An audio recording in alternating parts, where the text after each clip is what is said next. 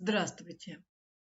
Видеоурок по дисциплине «Основы политологии и социологии». Тема «Политические режимы». Преподаватель Балхашского гуманитарно-технического колледжа имени Алихана Мусина Адибекова Шнар Зиядакызы. Задачи. Раскрыть сущность понятия «политический режим», выявить основные черты политических режимов, определить сущность прав и свободы личности в различных политических режимах. Политический режим – это система приемов, методов, способов и средств, с помощью которых государство воздействует на общество, определяя свою власть. Политические режимы бывают демократические, авторитарные, тоталитарные.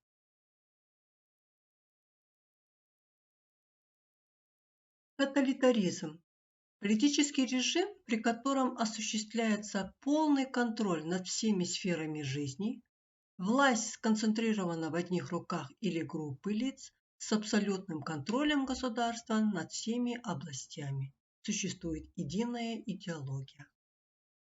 Основные признаки тоталитаризма – установление личной диктатуры, абсолютный контроль, жесткая цензура, уничтожение оппозиции, однопартийность, репрессии.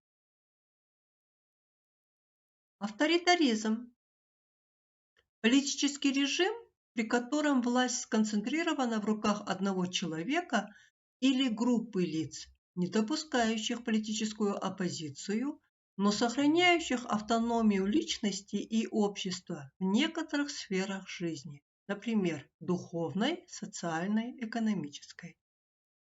Основные признаки авторитаризма – командный стиль руководства, принуждение господствует над убеждением, не столь строго контролирует общество, не навязывает единственно правильной идеологии, признает независимость человека в некоторых неполитических сферах, например, в искусстве, науке и других. Демократия – политический режим, при котором народ реально является субъектом и источником власти. Разновидности демократии – представительная демократия, прямая демократия. Давайте сравним основные признаки демократии и авторитаризма. При демократии существует реальное влияние народа на власть. При авторитаризме – подавление народа властью. При демократии существует верховенство закона. При авторитаризме – закон на службе власти.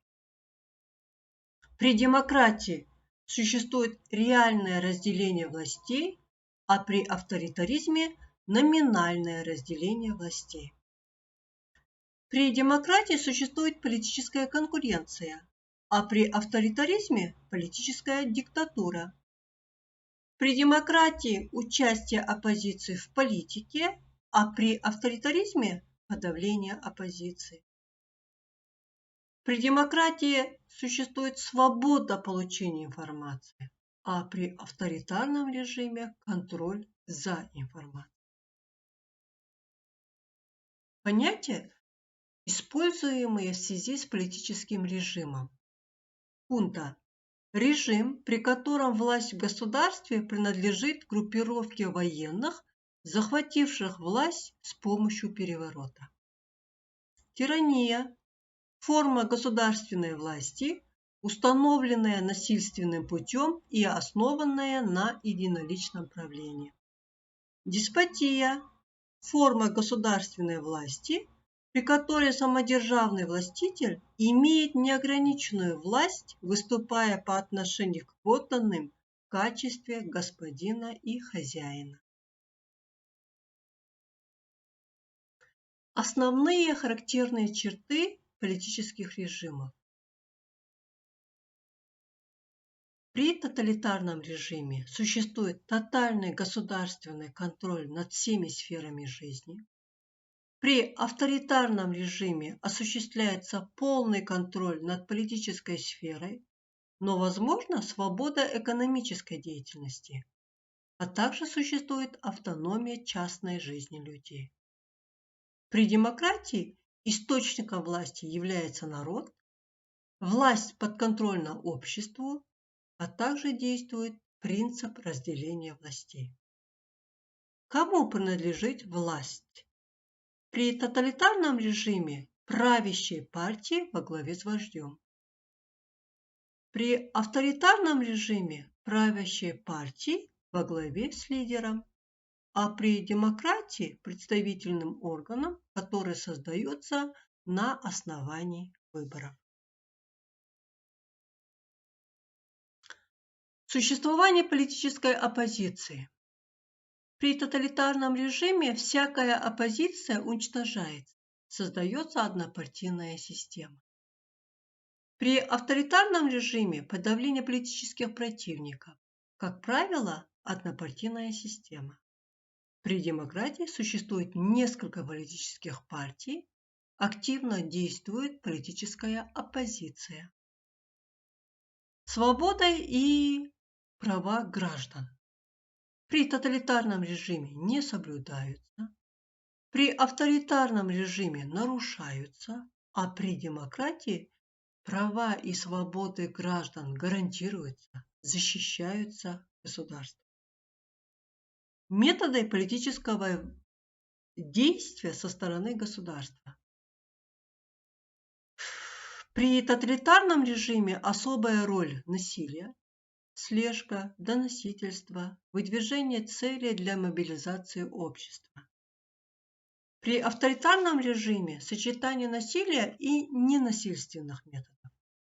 А при демократии парламентаризм, деятельность СМИ, активное участие граждан в политической жизни. Тоталитарный режим существовал при Бенито Муссолини в Италии, при Адольфе Гитлере в Германии и других странах. Авторитарный режим существовал при Пиночета в Чили, а также при Франко в Испании и в других странах. А демократический режим существует во всех демократических государствах современного общества.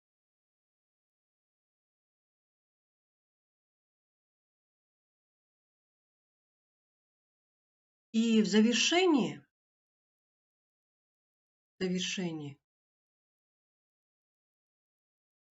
вам такое задание. Изложите свое отношение по поводу следующих высказываний. Я вижу близкую гибель того государства, где закон не имеет силы и находится под чьей-то властью.